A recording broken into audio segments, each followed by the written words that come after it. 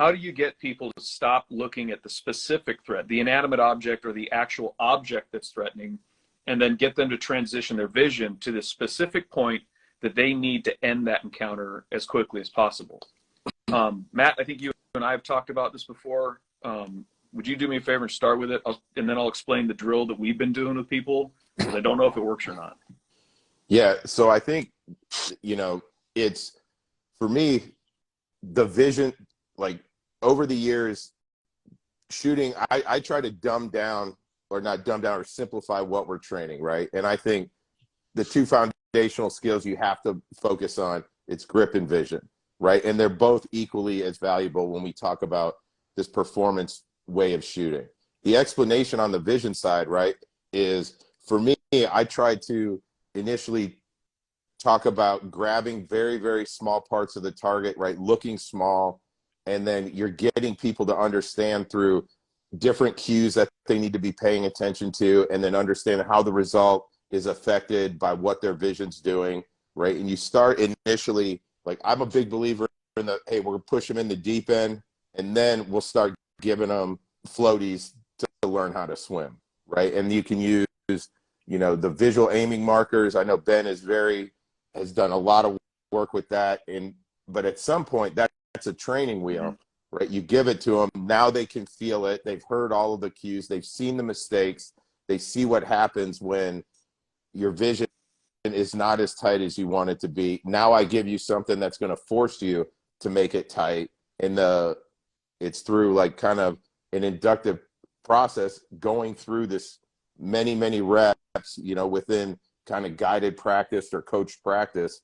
And then now you take that training wheel off, and then the real work starts. Hey, this is what you're trying to do to replicate it. And you give them all of the tools that they have in terms of the one session, or all the tools that they need to be successful at it. And then it's up to them to start going and doing it. Show them how you tie it into dry fire. But it really comes down to, you're trying to create this visual precision that is, it's a paradigm shift for how people conventionally aim a pistol or are taught to aim.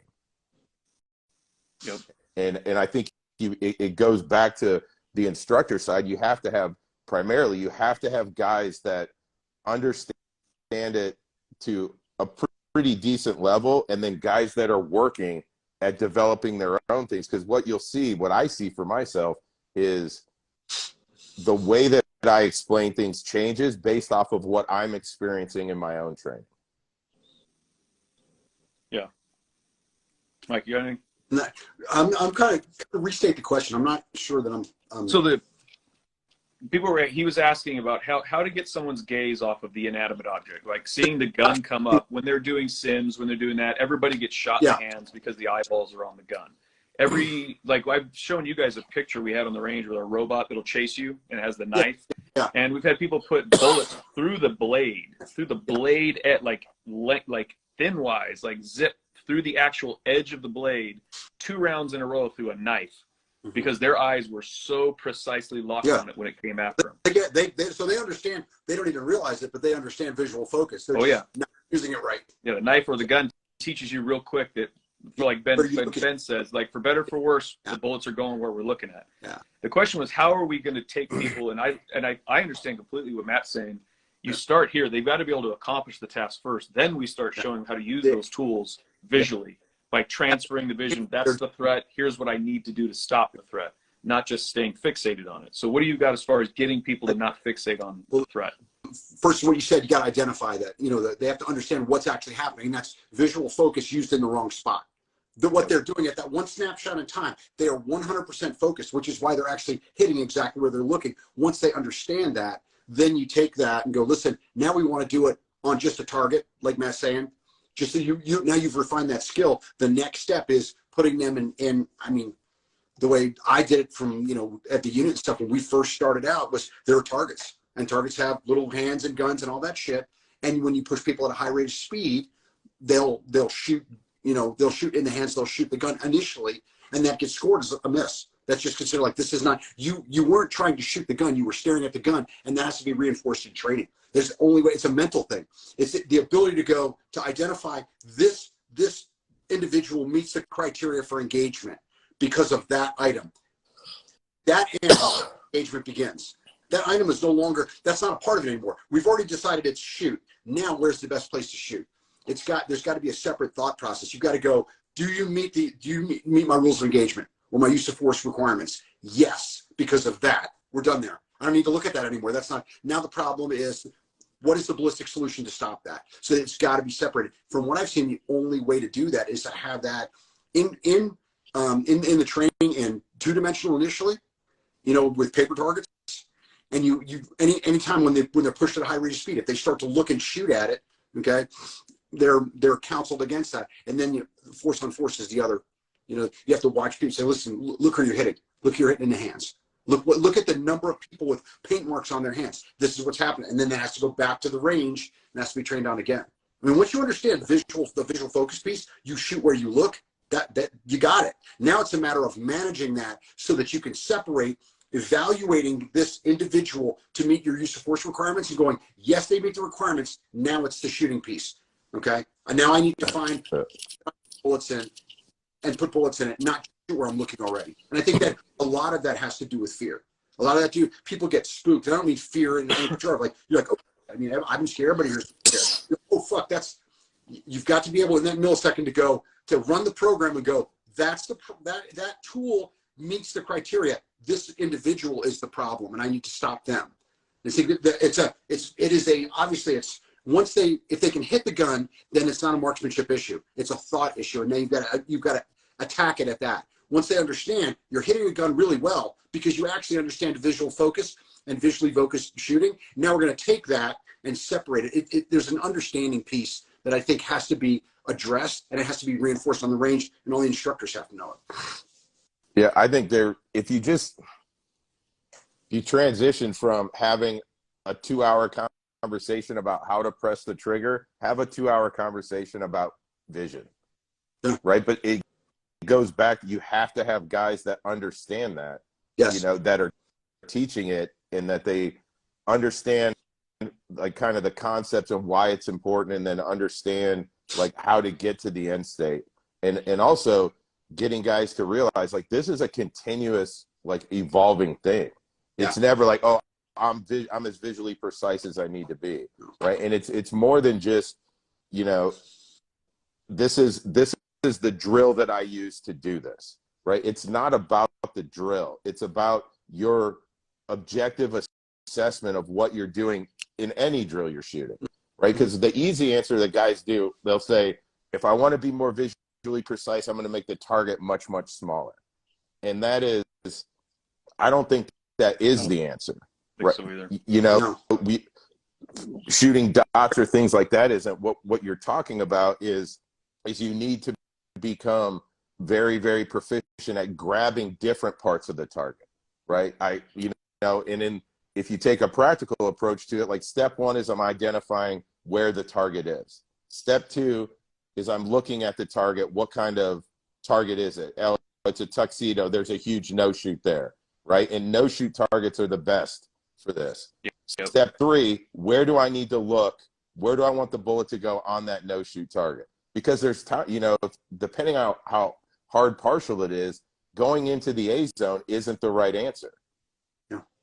Right? You're going to grab the part of the target visually that's going to set you up for the most success, be able to shoot it as fast as you can with the highest likelihood of success and lowest amount of risk, right? And for a lot of targets, that's not looking at trying to hit the A zone, right? It's understanding I'm going to take points of aim that are on the AC line, right? That are still available ground, yeah. And it's understanding all of those concepts, right? And then you bring in that, there's a good one in there, like how do you get guys to do that when it's just force on force once a year? Like force on force inoculates you to a different level of stress. Yeah. But guys that don't have issues in force on force or get the most out of that training have very good foundations of shooting that they can pay attention to the whole scenario and everything that they should be doing within that scenario, not just the oh, it's scenario, I'm overcome. No, now I have to aim. Because the one thing that they'll forget, and I know you guys have seen it, I've seen it with force on force, they just stop aiming. Because there's absolute nothing bad will happen to them if they squirt Sims bullets all over the training area. I'll tell you, that's why when Pat and I are doing the vehicle class, you get 5 rounds per magazine. That's it. Because you actually have to aim. Because everybody knows you only got 5 rounds. You scored 5 bullets, you're doing a reload. We've had other coppers know it in the class. They'll just run up and shoot you. And that makes people aim. But there's got to be control measures in place to keep it from being expensive grab ass paintball. And then there's got to be accountability for it. I think in my experience, just thinking about this the last week, we're doing 40 mil drills where they got one guy with a pistol, one guy with a 40 mil. They're advancing on our system, that tack up system we have, where it lights up different colors. Mm-hmm. And then there's a paper target directly next to it. We tell them you're not allowed to shoot the steel. The steel is just there to hold the damn light. Don't get to shoot the steel. Everybody's shooting paper. Pistol shooters, you guys are shooting the high chest. 40 mil guys, you're shooting the lower abdomen area. So they start walking up and it changes a color. It's blue means you shoot it with the 40. If it's red, it gets pistol rounds. And we did it so they could say, hey, you're asking a guy to cover you with lethal coverage, and this will make sense in a minute. You're asking a guy to cover you with lethal coverage on all this cop creep up shit that we do from 20 yards out, right? As the guy prones out or he's doing whatever, now we're going to approach to handcuff him.